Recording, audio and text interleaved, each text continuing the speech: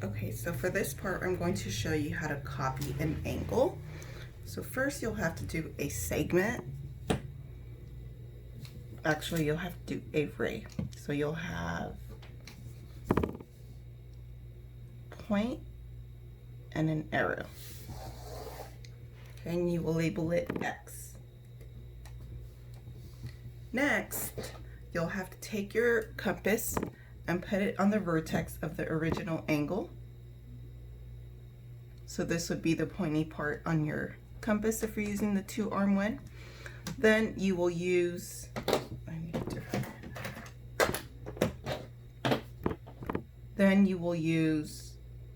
arms, open them up a bit more than halfway, and make an arc.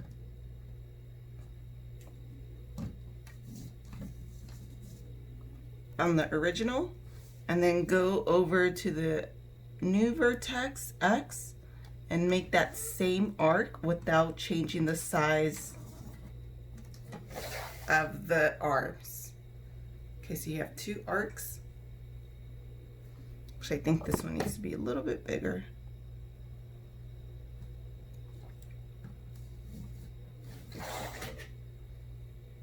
Okay, next what you'll do is you'll label these R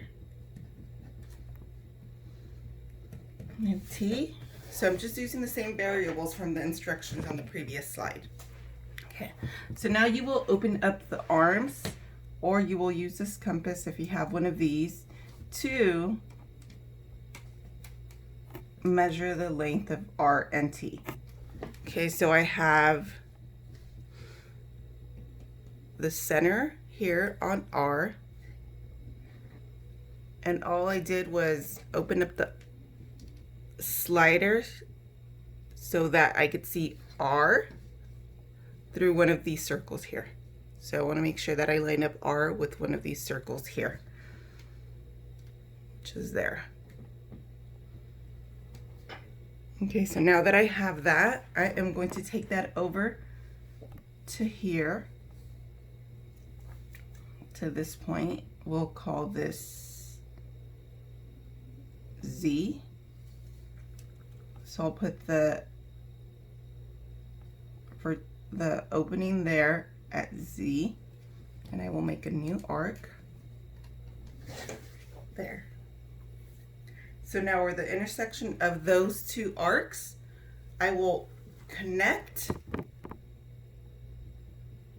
that point to X.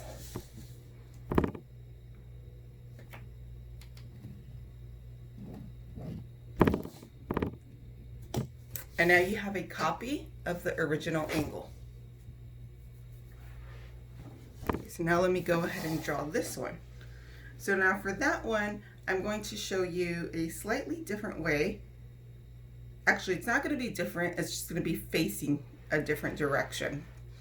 So first I will make my ray.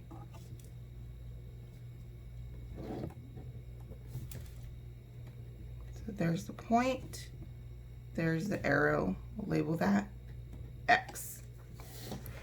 Next, I will take the compass and put it on the original vertex.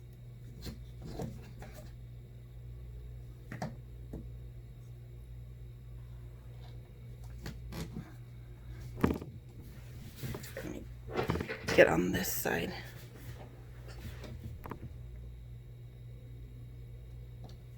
Okay, and I will make an arc.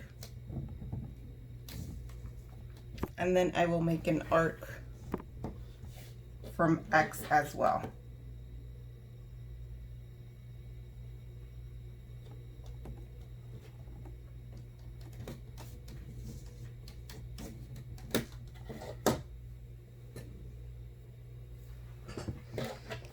So we'll label the intersections on the original R and T.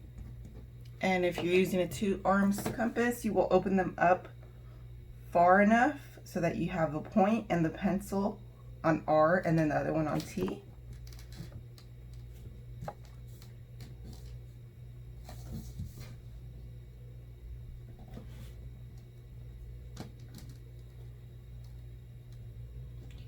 So I have that there. So now I'm going to bring it over to Z.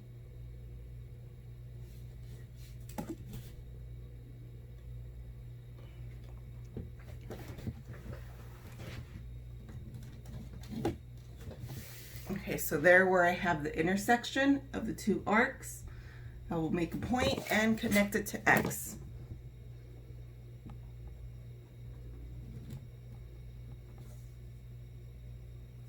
And there I have the copy of that angle. So it's just mirrored the opposite direction, but if you look at it and if you measure it with the protractor, it would be the same angle measure.